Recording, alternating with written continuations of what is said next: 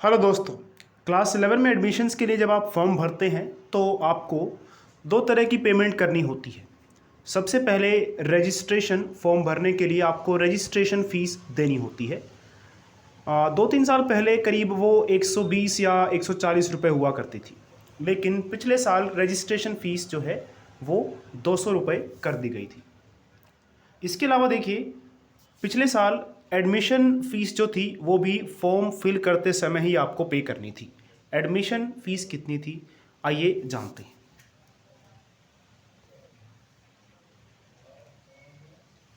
तो ये देखिए, कुछ इस तरह से फ़ीस है।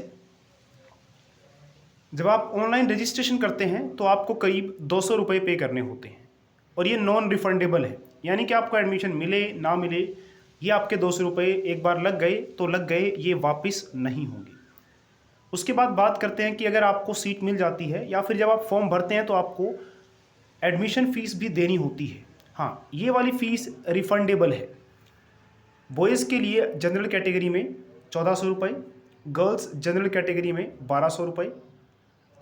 इसके अलावा एससी बॉयज़ या गर्ल्स के लिए 700 रुपये, जैसे कि आप देख सकते हैं। तो ये एडमिशन फ़ीस है। तो जब आप फॉर्म भरते हैं तो फॉर्म भरते समय सबसे पहले आपको ये 200 रुपये देने होते हैं ताकि आपका रजिस्ट्रेशन हो जाए।